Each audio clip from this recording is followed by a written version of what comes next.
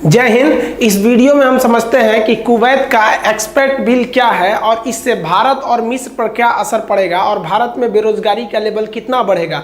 क्या भारत इस बिल को रोक सकता है और अगर नहीं रोक पाया तो भारत अपनी स्थिति को कैसे बचा के रखेगा। देखिए, कुवैत जो है वो मिडिल ईस्ट का एक छोटा सा देश है। ये यहाँ पे एक छोटा सा देश है। इसकी सीमा इराक से लगती है और सऊदी अरब से इसकी सीमा लग जाती है। ये गल्फ कंट्री है। गल्फ कंट्री किसे कहते हैं?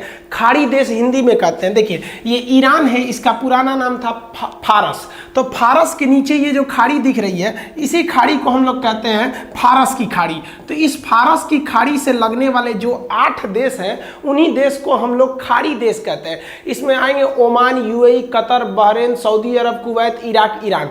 तो ये 8 देश को हम लोग खाड़ी देश कहते हैं। अब इसी में आता है आपका एक ठो कुवैत। अब ये फारस की खाड़ी क्यों है? देखिए, जैसे बंगाल के नीचे की खाड़ी, बंगाल की खाड़ी, गुजरात में कच्छ जिला है उसके नीचे की खाड़ी, कच्छ की खाड़ी, उसी तरह फारस यानी ईरान के नीचे की खाड़ी, फारस की खाड़ी। तो ये कुवैत जो है इसी खाड़ी देश में एक छोटा सा देश है। यहाँ पर पेट्रोलियम और गैस का बहुत बड़ा भंडार है। लेकिन यहाँ पर एक डेमोग्राफी का बहुत बड़ा चेंजिंग देखने को लगा, जनसंख्या देखने को। कुवैत की जो टोटल पॉपुलेशन है वो 48 लाख है। लेकिन इस 48 लाख में आप देखिए विदेशियों की संख्या 34 लाख है। सोचिए, एक ऐसा देश है ना जहाँ वहाँ के लोगों से ज़्यादा वहाँ विदेशी भरे हुए हैं। वो टेम्पोररी गए हैं काम के लिए, लेकिन हम हमेशा के लिए नहीं बसे हैं, लेकिन वहाँ काम कर रहे हैं। तो टोटल अगर गिनती की जाए तो 34 लाख है। लगभग 70% तो विदेशी भरे हैं। अब उसमें 34 लाख में से भी ना सबसे ज़्यादा अगर कोई है तो इंडियन है, वो लगभग 15 लाख है। वही 14,70,000 के आसपास। तो हम 15 लाख लिख दिए यहाँ पर। तो ये लगभग 15 लाख भारतीय हैं। अब ये भारतीयों से बहुत फ़ायदा होता है क्योंकि वो स्किल्ड वर्कर हैं और इंडिया से गए हैं काम करने के लिए। जैसे यहाँ आपको नक्शा में पाकिस्तान दिख रहा है, बगल में गुजरात हल्का सा दिख रहा होगा। हम यहाँ मेन नक्शा इसका लिए, इसलिए इंडिया उधर से कट गया है। तो यहाँ से ये लोग काम करने गए हैं और वो इंडियंस हम भारत में 500 अरब डॉलर पैसे भेजते हैं और इस पैसे के बदले वो कुछ नहीं लेते हैं। वो खाना पीना सब कुवैत का खाते हैं, A to Z कुवैत को करते हैं और डायरेक्ट समझ जाइए कि इंडिया को पैसे भेज देते हैं। तो इंडिया को इतना ज़्यादा रेवेन्यू मिलता है कुवैत से। और आपको पता है कुवैत की करेंसी बहुत ही हाई है। तो ये कुवैत से हमको इतना प्रॉफिट हो रहा था। लेकिन कुवैत ने अभी एक विधेयक लाया, एस्पेक्ट बिल कुवैत, और इसने कहा कि हम अपने देश में जो विदेशियों की संख्या है वो 70% से घटाकर 30% कर देंगे।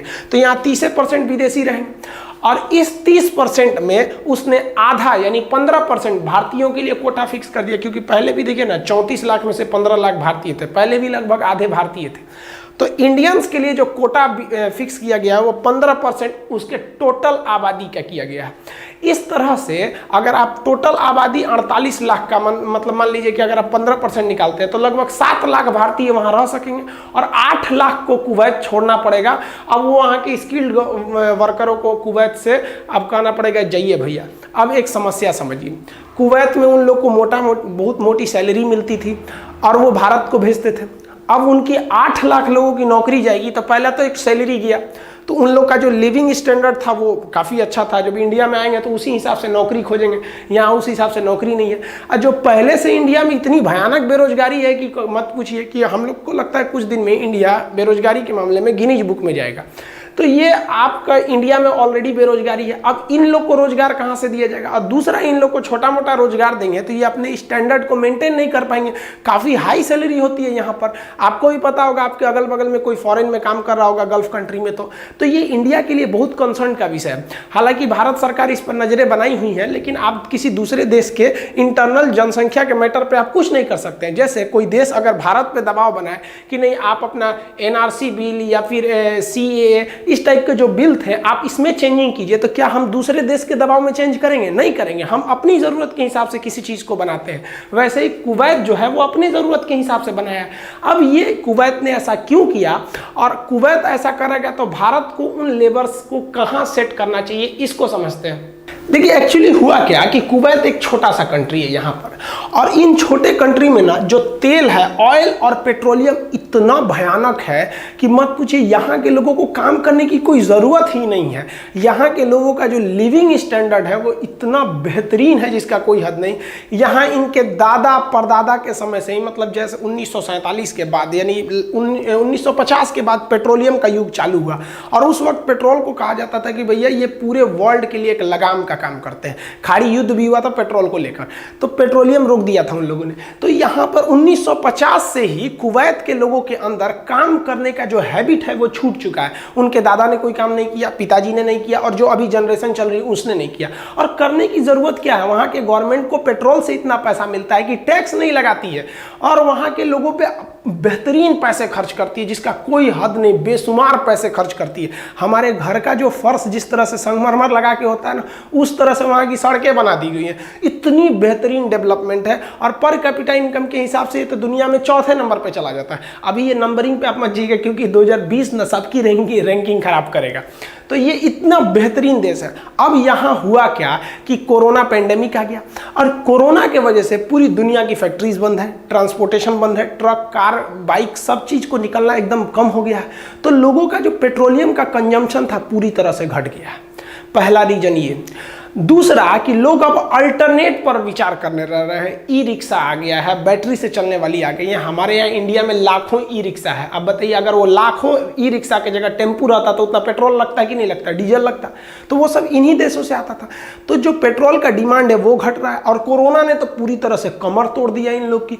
तो जो पेट्रोलियम क्राइसिस आया तो इन लोगों को लगने लगा कि भैया हमारे इनकम का यही एक रास्ता था। जैसे बहुत से टीचर जो थे वो ऑफलाइन ही पढ़ाते थे, कोरोना की वजह से ऑफलाइन क्लासेस बंद हो गया, अब उनको ऑनलाइन पढ़ाना पड़ेगा। अब ऑनलाइन, जैसे हमको देखिए, हम अभी भी ऐप मेरा डेवलप के ही फेज पे है। हमको ऐप बनाने में टाइम क्यों लग रहा है? हमको सबसे बड़ा झमेला यही है कि जब ऐप बनाएंगे ना, इतने लड़के जुट जाएंगे कि ऐप वो क्रैश कर जाएगा।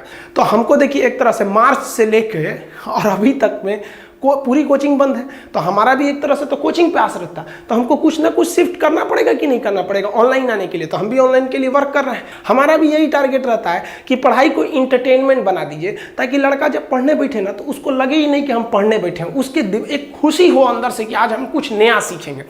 तो अभी टॉपिक पे आते हैं। तो कोरोना ने इतना तबाही मचाया, इनके यहाँ पेट्रोलियम का पूरा मार्केट ध्वस्त हो गया। अब इनके जो नीति निदेशक थे, बनाने वाले, उनको लग गया कि भैया कोई स्टेप लो वरना बर्बाद हो जाएंगे। तब एक बात बताइए, अगर मेरे पास 100 रुपये है और 50 लोग खाने वाले हैं तो वो पैसा घट जाएगा। लेकिन अगर 100 रुपये हैं और केवल 2 लोग खाने वाले हैं तो थोड़ा हम मैनेज कर सकते हैं। तो कुवैत ने देखा जो हमारे पास पैसा है, क्योंकि पेट्रोल को आप 100% आप किसी देश के पेट्रोल पे फ्री नहीं हो सकते, पेट्रोल का यूज लगेगा ही, पेट्रोलियम डीजल का लगेगा। तो उसने कुवैत ने देखा जो हमारे इनकम घट रहा है तो हम क्या करें। तो उसने कहा कि एक काम करो, जितने विदेशी हैं उनको वापस भेज दो, तो जो भी पैसा रहेगा वो हम अपने लोगों पे खर्च करेंगे, और जब विदेशी वापस चले जाएंगे तो वो अपने देश के लोगों को स्किल बना सकेंगे, उनके अंदर काम करने की क्षमता डेवलप कर सकेंगे, जो उनके परदादा के समय से ही छूट चुका है। क्योंकि उन लोग का लाइफ स्टाइल इतना लग्जरियस है कि सोना का झूमर रहता है। अब सोचिए ना, वहाँ के लोग राजा वगैरह आते हैं लोग तो सोना की सीढ़ी पे चढ़ते हैं लोग, हद है भाई साहब यहाँ पे। तो इन लोग का लाइफ स्टाइल गजब का है, और उन लोग के लोगों को काम करने की कोई आदत ही नहीं। तो वो लोग वापस भेज देंगे इंडियन को कि भैया आप जाइए अपने कंट्री में, आप हम लोग अपने से खुद से काम कर लेंगे। तो ये अपने लिए बचा रहे हैं भाई साहब, क्योंकि इनका पेट्रोलियम का पूरा मार्केट कोलैप्स कर रहा है कुवैत का। अब भारत सरकार इसमें क्या करेगी भैया, उनको तो ऑयल के लिए था। और एक और दिक्कत क्या था, सऊदी अरब ने खड़ा कर दिया था। ऑयल की जो प्राइस थी ना, सऊदी अरब ने डिस्टर्ब कर दिया। सऊदी अरब काम करता है अमेरिका के इशारे पर। अमेरिका ने कहा कि देखो, अभी जो रूस है, रूस की जो पूरी इकोनॉमी अभी टिकी हुई है वो टिकी हुई है पेट्रोलियम पर, क्योंकि अभी उसका हथियार मार्केट भी ज़्यादा बड़ा नहीं रह गया है, और वर्ल्ड इकोनॉमी में तो रसिया को कोई पूछ नहीं रहा है। तो रूस जो है ना वो पेट्रोलियम पर डिपेंड कर रहा है, पेट्रोलियम एक्सपोर्टर कंट्री है, सबका अर्थव्यवस्था गिरेगा। तो इस वजह से कुवैत का एक और हालत खराब हो गया। ये जो प्राइस वार था सऊदी अरब और रूस के बीच में, हालांकि ये अमेरिका के इशारे पर किया जा रहा था। अब भारत में क्या होगा जब ये वर्कर यहाँ आएंगे, तो बहुत से लोग, देखिए भाई चिंता का तो विषय बहुत है, क्योंकि भाई इतना हम लोग रोजगार कहाँ से दे पाएंगे। लेकिन एक फायदा है, अगर गवर्नमेंट बहुत जल्दी सजग हो जाए तब गवर्नमेंट विदेशी कंपनी जो चाइना में फंसी हुई हैं उनको कहो कि भैया तुम आओ इंडिया में, तुम्हारी शिकायत क्या है कि इंडिया के जो लेबर हैं उनको ज़्यादा नॉलेज नहीं है, वो शरीर से मेहनत जो जबरदस्त कर देते हैं। पूरी दुनिया में फिजिकल वर्क हम लोग से ज़्यादा कोई नहीं कर पाता हमारे यहाँ के लेबर से। लेकिन स्किल्ड नहीं है, कैसे काम करना चाहिए कैसा नहीं।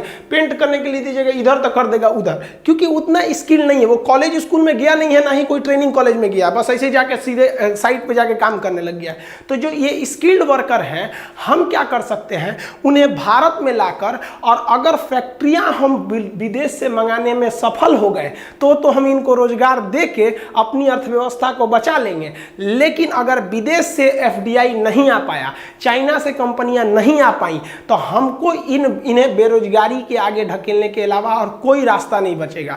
इसलिए अगर हमें अपनी अर्थव्यवस्था को बचाना है, इन स्किल्ड वर्करों को बचाना है, इनकी विकास को चालू रखना है, अपनी अर्थव्यवस्था को बचाना है, तो गवर्नमेंट को हर हाल में एक डिप्यूट करना पड़ेगा, एक डिपार्टमेंट जो विदेश से कंपनियों को बुलाकर लाएं और उन्हें एक अच्छा माहौल दे वहां पर डेवलपमेंट करने का, जहां इन स्किल्ड वर्करों को रखा जा सके।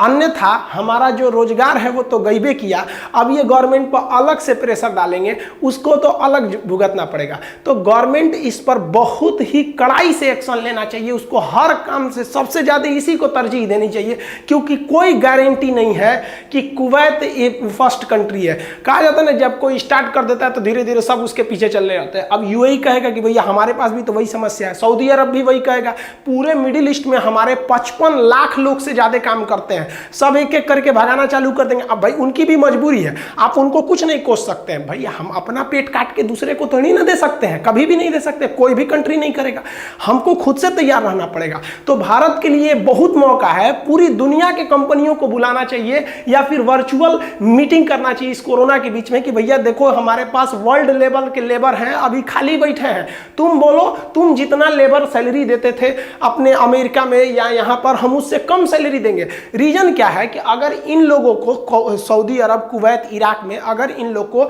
आप 50,000 सैलरी दे रहे थे और इनको इंडिया में ले आके 30,000 भी दीजिएगा महीना का, तो ये खुश रहेंगे।